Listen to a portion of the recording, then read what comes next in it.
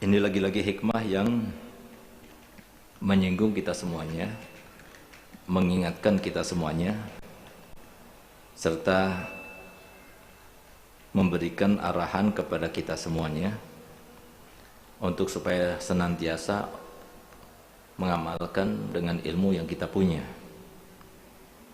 Sebagaimana disebutkan di sini, engkau berteman dengan orang yang bodoh tapi dia itu tidak ridho dengan dirinya, lebih baik daripada berteman dengan orang yang alim tapi dia itu ridho dengan dirinya. Karena dianggap tidak punya ilmu bagi orang alim yang ridho kepada dirinya. Dan sebetulnya bukan kebodohan kalau orang bodoh itu tidak ridho kepada dirinya. Jadi artinya nafsu ini, inna nafsa la'amaratun bisu, selama belum masih terbina, terkendalikan, maka tetap kita akan berjuang. Dan perjuangan itu sebagaimana dijelaskan pada pelajaran yang lalu sangatlah besar, dahsyat, ya. Bahkan diibaratkan oleh Nabi SAW dengan jihadul akbar, ya. Sehingga kalau kita itu belum berniat atau belum buka medan peperangan, maka jangan berharap kita itu sudah termasuk yang tunduk atau mengendalikan nafsu kita. Jadi harus ada peperangan itu, dan kita semua tahu kapan peperangan itu terjadi, sehingga kita masing-masing bisa menilai diri masing-masing, kita sudah berperang atau tidak. Berperang itu namanya mujahadah dan riyadhah nafsiyah. Ketika seseorang itu menganggap dirinya itu bukanlah musuh, berarti itu adalah pertanda kebodohannya. Dan ketika seorang itu menganggap dirinya itu musuh yang harus diwaspadahi, maka berarti dia itu adalah orang yang berilmu, walaupun dia itu nggak punya ilmu. Sedangkan yang menganggap dirinya itu tidak berbahaya, bahkan dia itu senang dengan dirinya, tidak ada curiga kepada dirinya, tidak ada kewaspadaan kepada dirinya, berarti dia itu adalah orang bodoh walaupun dia punya ilmu. Kenapa demikian? Jangankan kita, Nabi kita Muhammad SAW hampir dikatakan di dalam riwayat hadisnya itu disebutkan setiap pagi berjumpa dengan para sahabat-sahabatnya, itu beliau berpesan kepada mereka semuanya, tolong jangan sampaikan kepadaku terkait dengan sahabatku yang tidak baik, karena sebenarnya sesungguhnya aku ingin sekali bertemu dengan kalian semuanya, tapi dalam keadaan hatiku ini bersih. Nah itu Nabi gitu. Sampai akhir umurnya masih tetap berjuang. Jadi begitulah para awali. Jadi Allah Ta'ala cukup sebagai peringatan bagi kita bahwasanya ini ada sesuatu yang urgen untuk kita itu pikirkan, di mana Allah Ta'ala firman, wa may ya'man makrallah illal qaumul khasirun. Dan barang siapa yang merasa aman dengan makarnya Allah, berarti dia itu adalah termasuk golongan yang rugi. Jadi artinya makar Allah itu sampai kapan? Sampai kita meninggal dunia.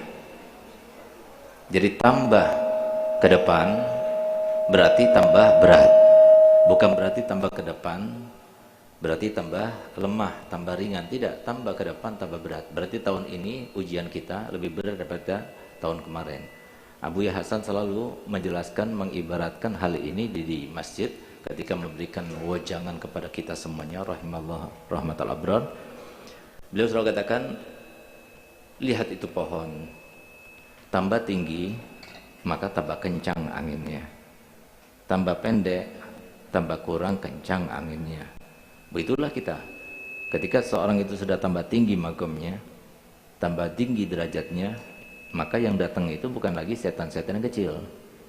Yang datang itu akan berupa setan-setan yang kelasnya itu sudah bukan kelas teri lagi, tapi kelas kakap, yang kemudian berduet untuk menjerumuskan kita dengan nafsu. Jadi nafsu itu sebenarnya sesuatu yang lebih berbahaya daripada setan, karena setan itu datang dari luar, mudah untuk dicurigai, sebagaimana kita bercuriga kepada musuh kita yang datang ke rumah kita, karena dia datang dari luar. Ini orang asing datang, jangan-jangan ini orang yang tidak baik, jangan-jangan aja, sehingga kita sudah menaruh kewaspadaan ketika kita melihat ada orang asing di rumah kita. Tapi masalahnya ketika kita mendapatkan musuh di dalam keluarga kita sendiri, di dalam rumah itu kita sendiri, itu yang berbahaya, karena itu yang disebutkan dengan musuh dalam selimut. Itu. Ini masalahnya bukan musuh dalam selimut, tapi musuh itu berada di dalam diri kita sendiri. Bisa jadi keputusan kita, gerakan kita, ucapan kita itu dari nafsu. Sehingga jadi kalau semua kita tidak benar-benar mengedepankan Allah dan Rasulnya dan menjadikan Allah dan Rasulnya sebagai neraca dari semua tindakan kita, maka berbahaya kepada kita. Karena apa? Karena bisa meniadakan keuntungan yang bisa kita dapatkan. Oleh karena itu maka kenapa Nabi SAW mengatakan berikan jabatan itu kepada yang tidak mau jabatan, dan jangan berikan jabatan itu kepada orang yang berkehendak, berkeinginan, bahkan rakus kepada jabatan, jangan. Kenapa? Karena kalau sudah jabatan itu diberikan kepada orang yang tidak mau, berarti dia itu sudah menguasai dirinya. Ketika jabatan itu diberikan kepada orang yang mau, berarti dia belum menguasai dirinya. Selama dia itu masih belum menguasai dirinya, maka orang semacam itu akan labil jadinya. Tapi ketika dia itu sudah menguasai dirinya, maka dia tahu, bisa membedakan antara yang hak dengan yang batil, yang berbahaya dengan tidak berbahaya. Oleh karena kita lihat bagaimana Imam Syafi'i radhiyallahu anhu arda, beliau itu sampai keluar dari Baghdad dengan sembunyi, diam-diam, tiba-tiba sudah berada di Mesir. Kenapa? Karena sudah tersiar kabar dan isu bahwasanya beliau akan dijadikan sebagai seorang qadhi. Kalau sekarang ini Mahkamah Agung di Indonesia gitu, atau itu pada waktu itu di Irak. Dia nggak mau. Kemudian dia pergi karena sudah tidak mungkin lagi dia itu menghindar daripada keputusan raja pada saat itu, maka dia itu keluar dengan sembunyi-sembunyi. Kan beda dengan kita gitu. Oleh karenanya kata Imam Syafi'i, man tawallal qada faqad qatala nafsu, barang siapa yang yatawallal qada, maka berarti itu telah membunuh dirinya sedikit demi sedikit dengan pisau yang tumpul gitu. Jadi suatu waktu bakal mati, tapi sedikit demi sedikit gitu. Artinya apa? Sesuatu yang sangat membahayakan.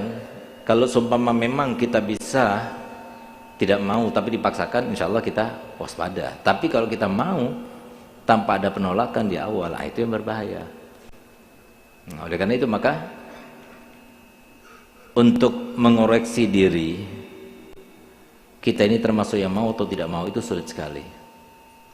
Dalam zamannya Imam Syafi'i radhiyallahu anhu warda, beliau ini termasuk orang yang dituakan, orang yang dialimkan, orang yang ditokohkan, orang yang di super spesial, jadi super segala-galanya, ya, karena kemuliaan yang Allah berikan kepada dirinya sangat luar biasa, sehingga dia merasa tidak ada satu orang pun yang bisa menampakkan dan membuktikan akan kesalahan dan juga aib dan kekurangan.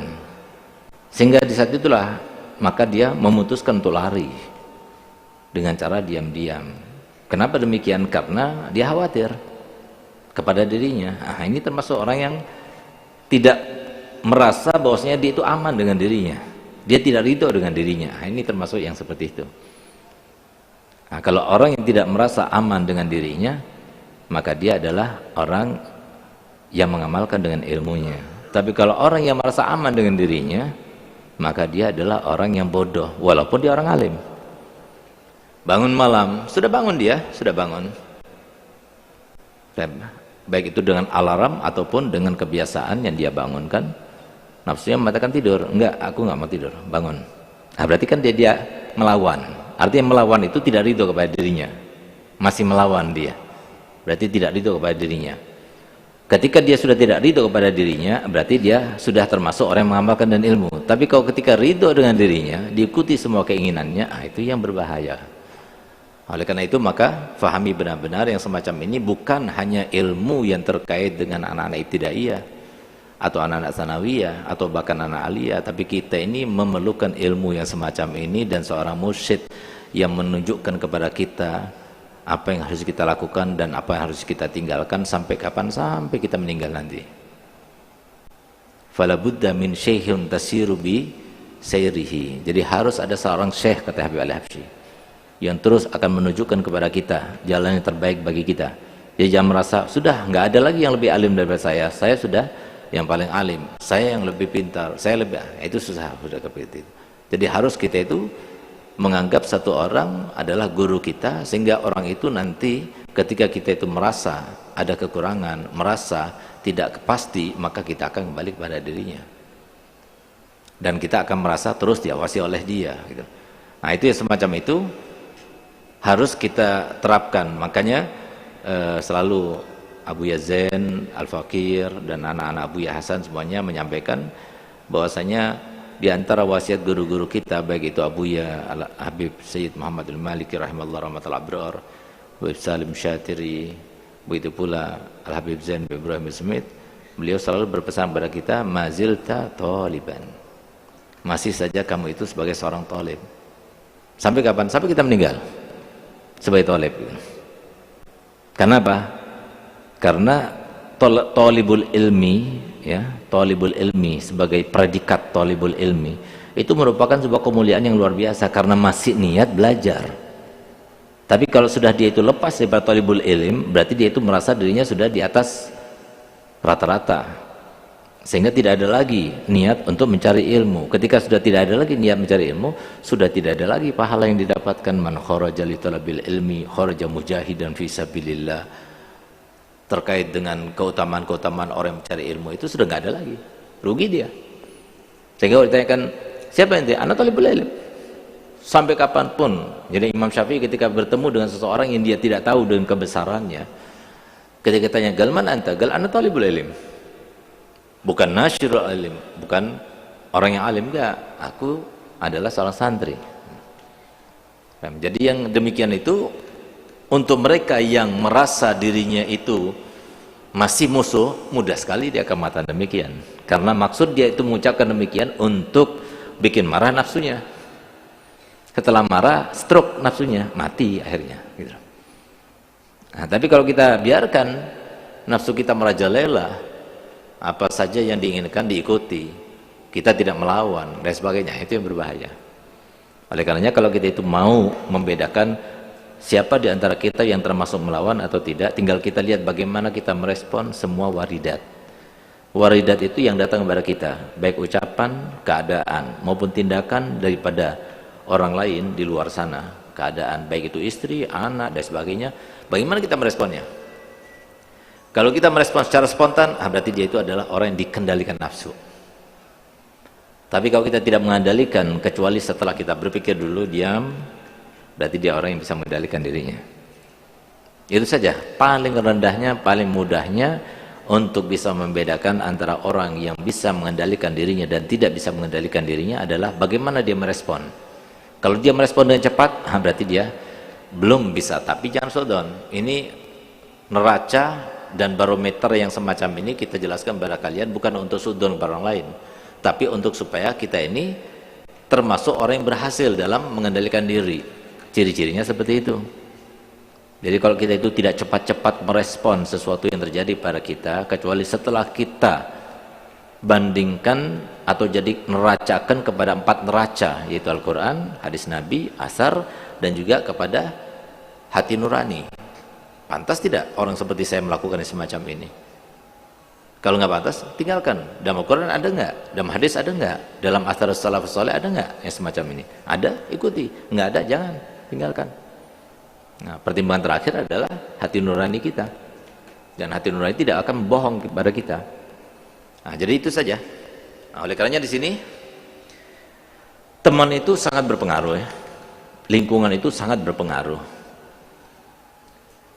Anil mar'i la tas'al wasal an qarinihi. Jadi seseorang itu jangan bertanya terkait dengan dirinya, jangan. Dia gimana akhlaknya, tapi lihat temannya itu gimana. Dia lingkungan di mana? Oh, dia itu biasa berkiprah di antara para santri, insyaallah orang baik. Tapi kalau dia itu teman duduknya itu adalah orang-orang yang tidak baik, maka pastikan dia itu orang tidak baik. Kenapa? Manjalas janas.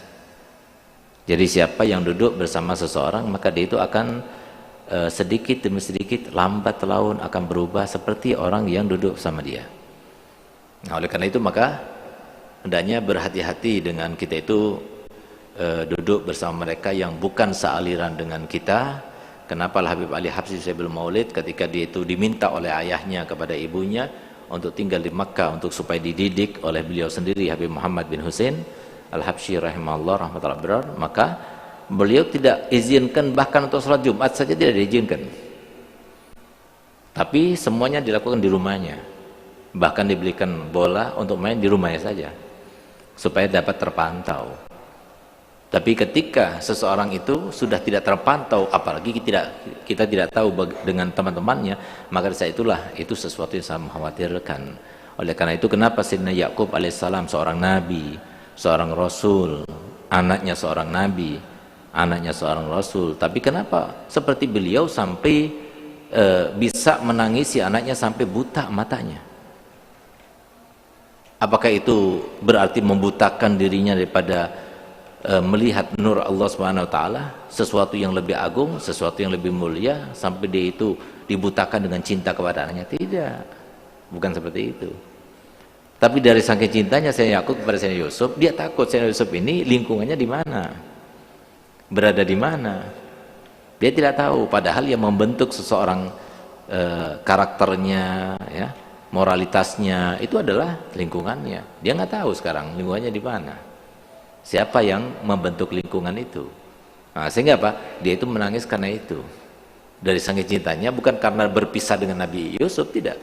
Tapi yang dikhawatirkan dilakukan bagaimana nilai keimanan dan ketakwaannya itu terbina atau tidak, atau justru sebaliknya, karena dia itu jauh tidak dapat diawasi oleh ayahnya, maka kemudian dia itu hilang daripada peredaran, sehingga hilang keimanan, hilang ketakwaannya itu yang ditangisi oleh Sayyidina Yakub.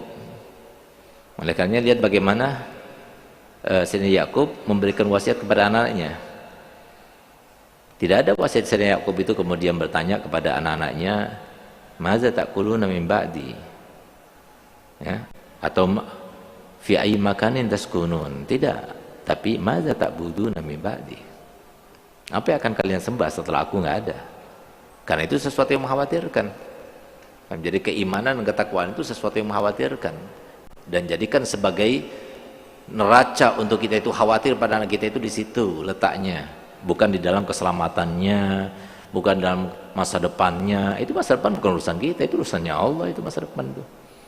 Tapi keimanan dan ketakwaan itu harus tetap terbina dan tetap ditempa. Sampai kapan? Sampai pada waktunya dia itu bisa sampai ke batas ainul yakin, baru sudah bisa dilepas. Walaupun tidak dipantau lagi, tidak dipandang lagi. Beliau yang sudah bisa memantau seseorang atau bisa menjadi murabbi akhirnya.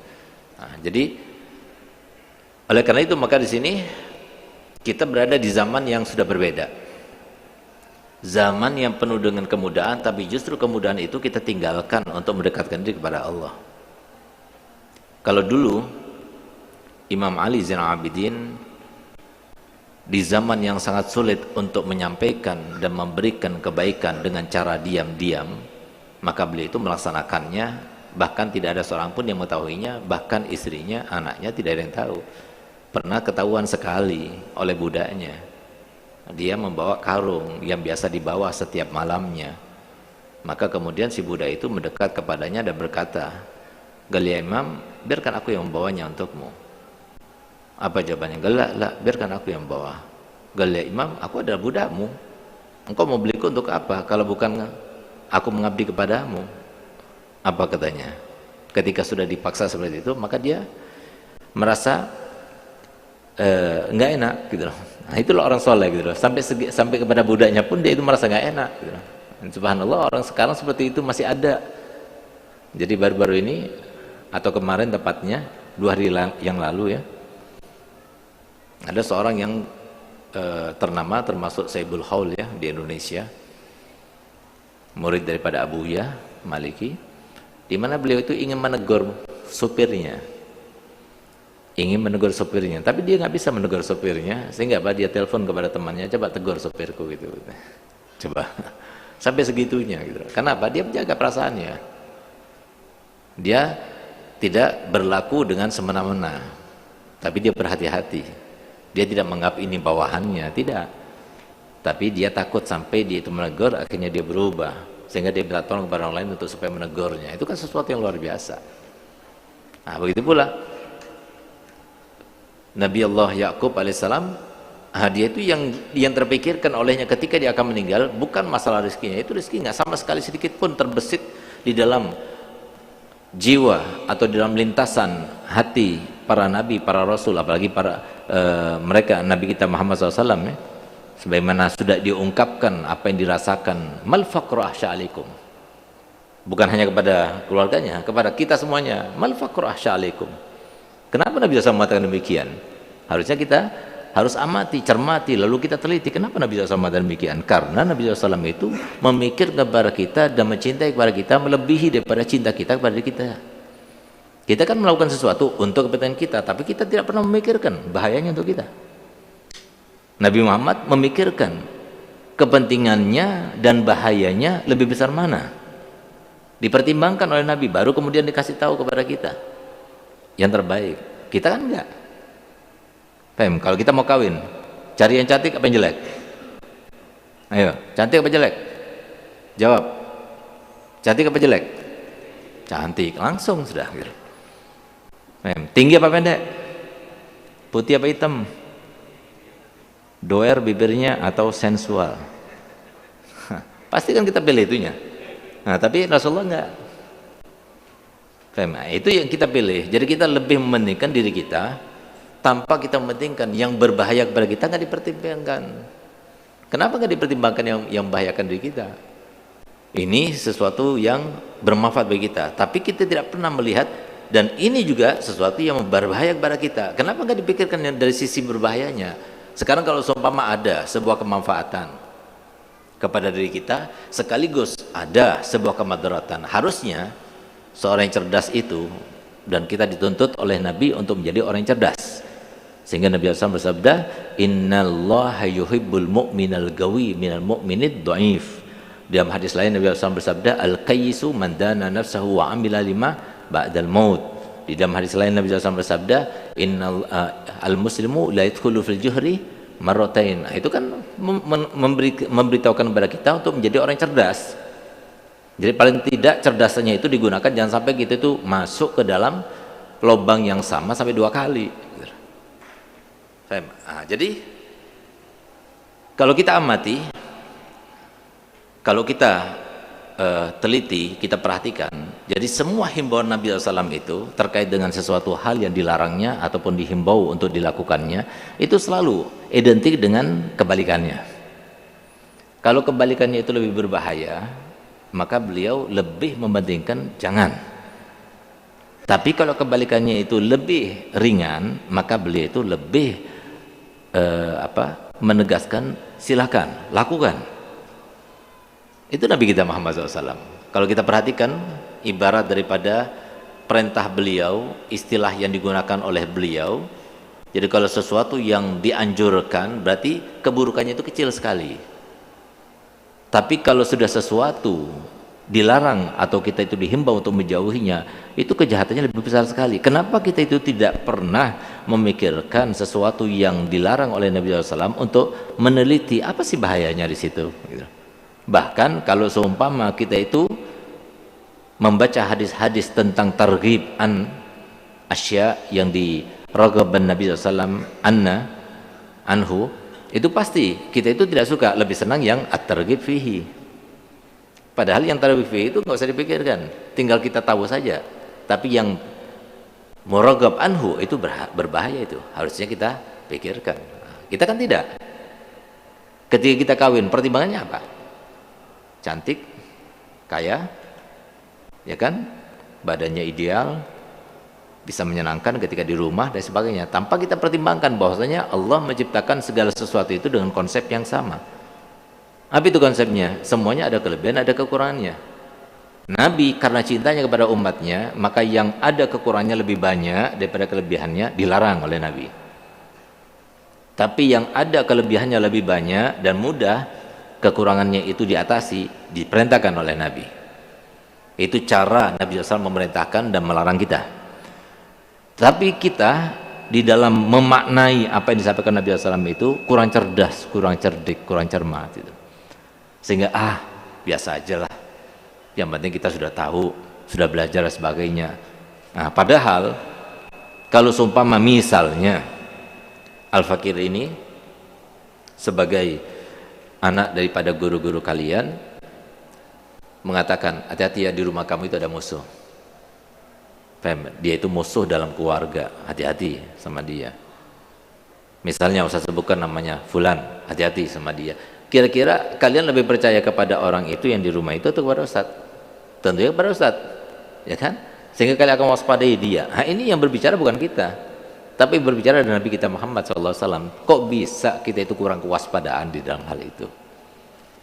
Nah, itu yang menjadi pertimbangan bagi kita semuanya. Ini termasuk yang kategori seperti itu, alim tapi tidak merasa aman dengan dirinya, sehingga keilmuannya itu tidak berlaku pada dirinya, seakan-akan dia itu orang bodoh. Yang semacam itu jangan ditemani, karena dia merasa aman dengan dirinya. Jangan pernah merasa aman.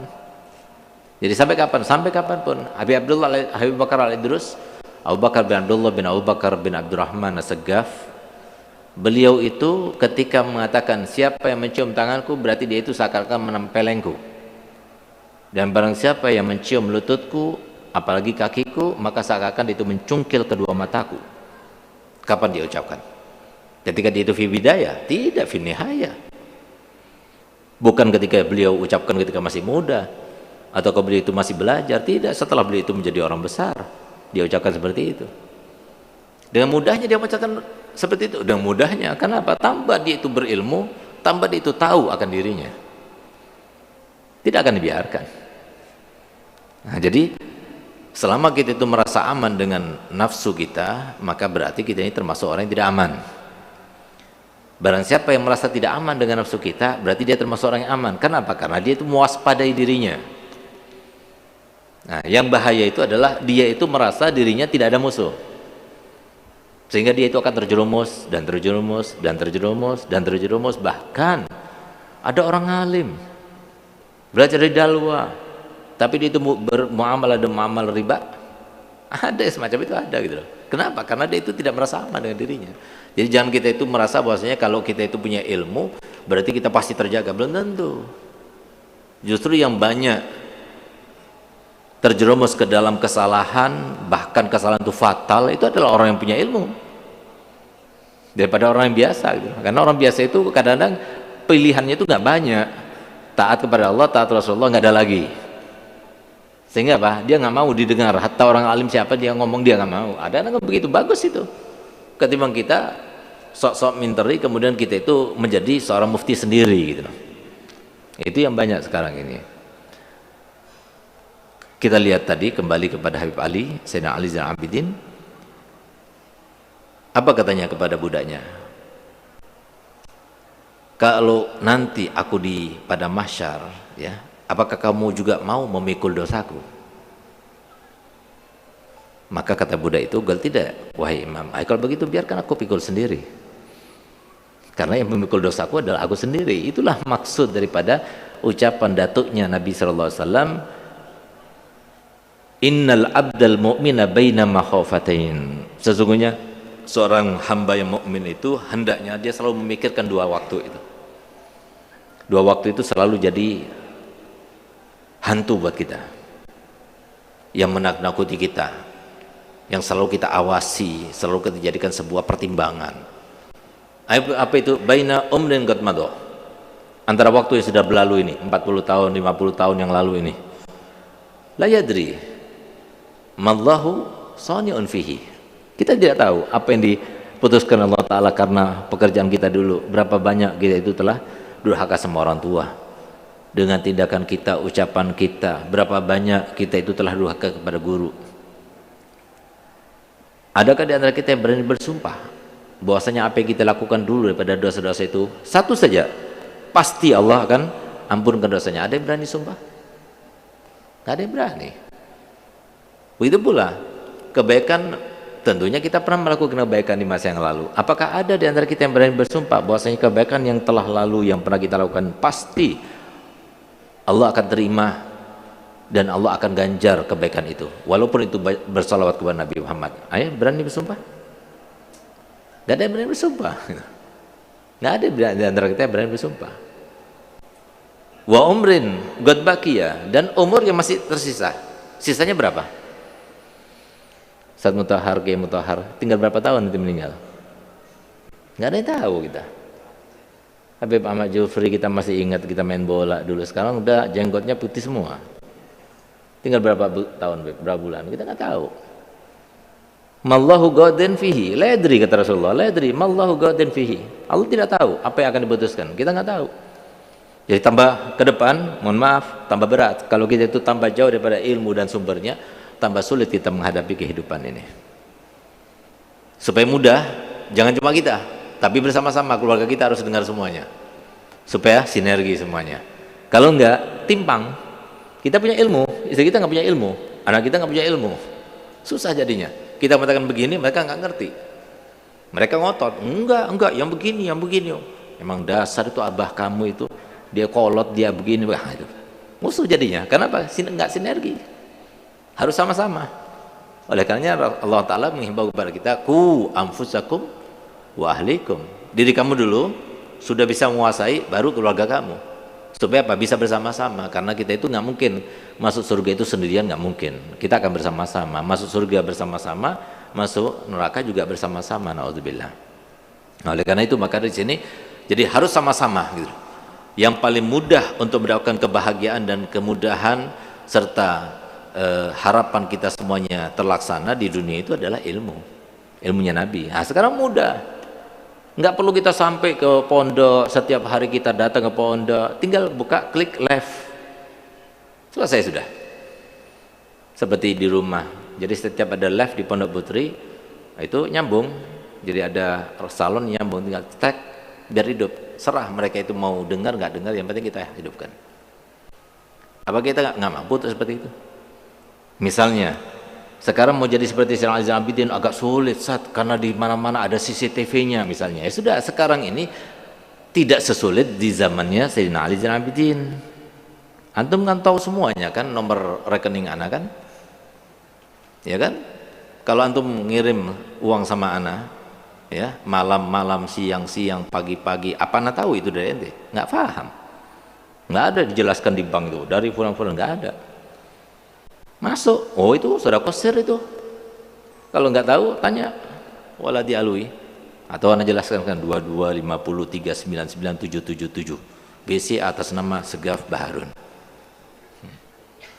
Artinya mudah. Mau sedekah sir karena mudah, tinggal transfer selesai. Nggak ada yang tahu. Ada yang lakukan? Jadi kita bukan di zamannya Sayyidina Ali Zainal Abidin. Berapa banyak para syaraif, berapa banyak mereka para ahlul bait yang mereka itu wafa, mereka itu ifah, yang kalau kita itu mau seperti tadi, Masya Allah, ada satu tamu Habib Segaf dari Banyuwangi, Segaf, dia bercerita, Masya Allah Habib, ketika ayahnya Habib Umar itu masih ada kayu manis, yang punya pabrik kayu manis itu, semua habaib yang ada di Banyuwangi semuanya nggak ada yang bayar pajak. Dipikir habaib nggak ada yang bayar pajak, begitu dia meninggal baru tahu diminta pajaknya. Kenapa? Karena tidak ditanggung lagi, ditanggung semuanya oleh beliau. Nah coba lihat, mereka nggak paham kalau ternyata pajak itu ditanggung oleh beliau. Ini kan sudah kesir, setelah meninggal baru ketahuan. Sama seperti Sayyidina Ali Zainal Abidin, setelah meninggal baru banyak orang-orang pengemis, para pengemis, orang-orang minta dadakan, berjumlah 200-an orang kira-kira. Ternyata siapa mereka? Ketika ditanya siapa kalian, baru datang dari luar, kalau tidak, kami adalah penduduk Madinah.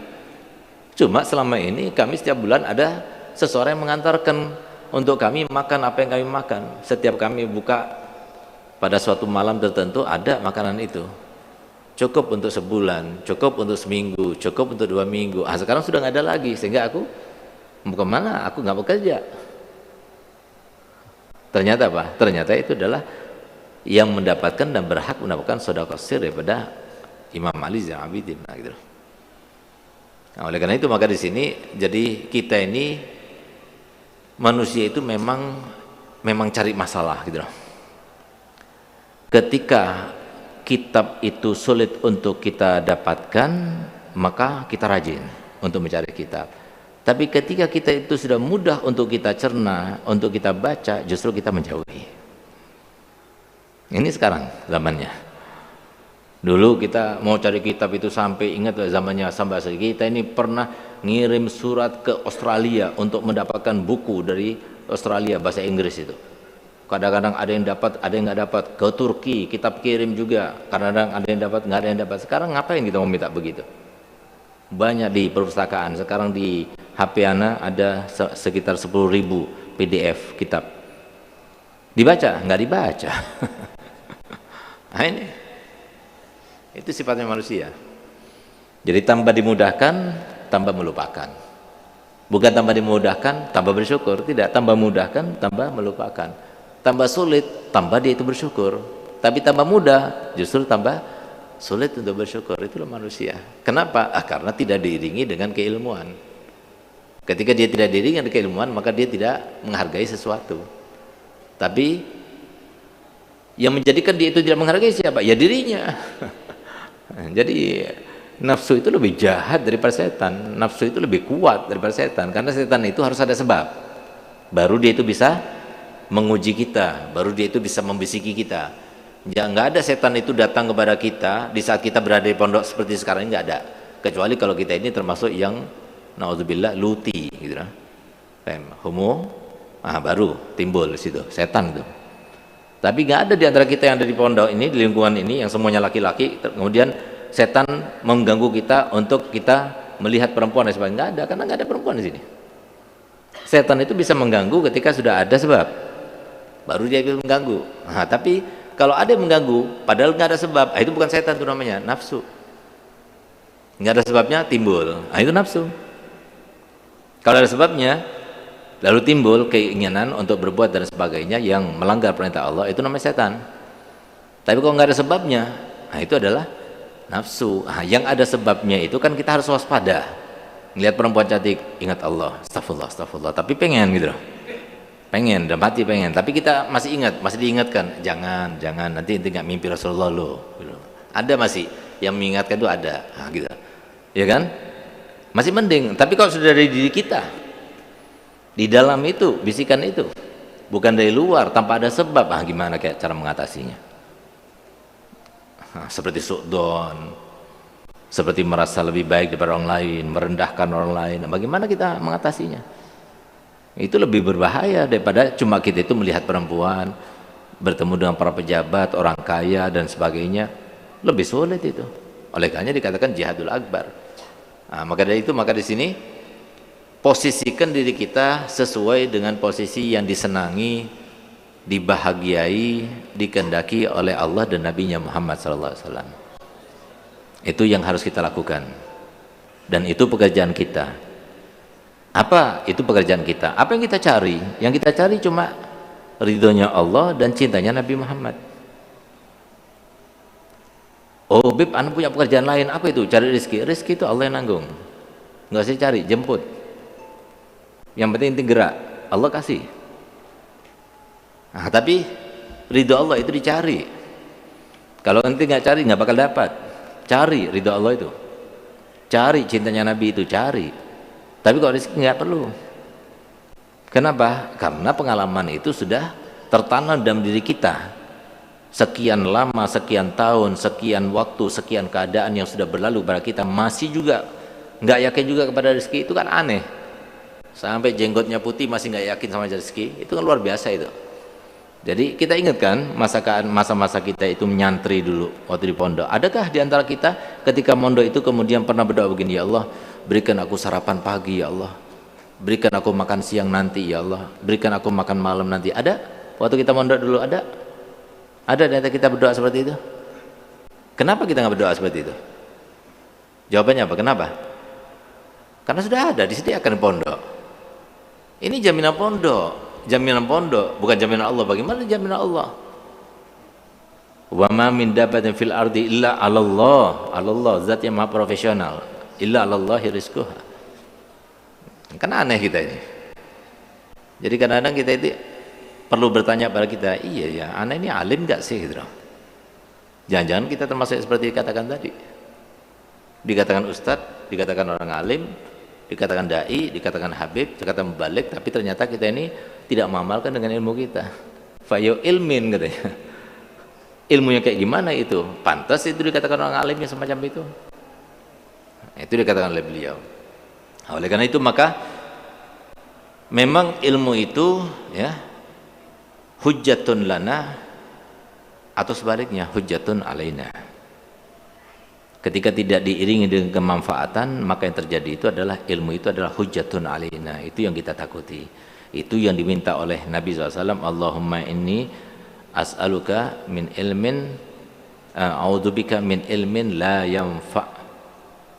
Jadi ya Allah, aku berlindung kepada kamu daripada ilmu yang tidak bermanfaat. Ini yang tidak bermanfaat ini yang kita takutkan. Nah, semoga dengan berkat kita itu mau saja datang per bulan untuk membaca al-hikam di depan guru yang seperti Al-Fakir, walaupun tidak pantas untuk menjelaskan kepada antum-antum semuanya. Mungkin antum yang lebih pantas duduk di tempat ini dan menjelaskan. Nah, tapi niat kita ini sudah mau dibina, mau ditempa, dan itu maksud daripada Abu Yazan untuk kita saling mengingatkan. Semoga kita termasuk orang alim ya, yang mengamalkan dari ilmunya, yang mendapatkan ilmu yang bermanfaat, yang menimbulkan dan mewariskan di dalam dirinya al-khasyah, sehingga kita tambah takut kepada Allah, tambah merasa diri kita adalah orang yang hina, orang yang tidak baik, orang yang jauh daripada Allah, orang yang jauh daripada Nabi Muhammad SAW, bukan malah sebaliknya. Dan semoga kita termasuk yang diselamatkan oleh Allah Ta'ala daripada setiap fitnah yang datang kepada kita, yang harus datang memang kepada kita, dan termasuk yang melewati segala macam ujian dalam keadaan sukses kita melewatinya, sehingga kita termasuk yang aman daripada fitnah di dunia sampai di akhirat, bukan hanya bagi kita saja, tapi untuk keturunan kita, anak-anak kita, anak cucu kita, dan semua murid-murid kita, semua sahabat-sahabat kita, dan semua kerabat kita, semua handai tolan kita, dan semua kaum muslimin di Indonesia. Semoga semuanya dijaga oleh Allah Ta'ala daripada fitnah akhir zaman dan fitnah yang begitu dahsyat pada akhir zaman ini. Ala hadziniyah wa likuniyatin salihah wa ala mana wa sallallahu al-Fatihah.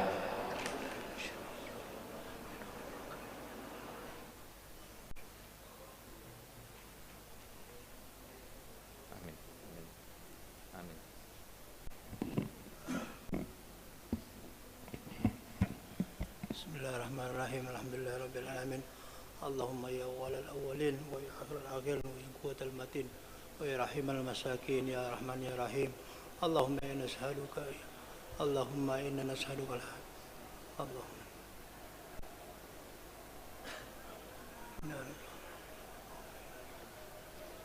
wa atina ilman wa rizqan wasi'an bi suhulatin baina khalqika hatta yashhadu an-nasu ajaiba fadlika wa hassil lana bi rahmatin minka tunjina biha min syarri asyari khalika wa jalla muti'al syukrika hatta nafuza fawzan adima ya arhamar rahimin. Sallallahu alaihi wasallam. Alhamdulillah rabbil alamin.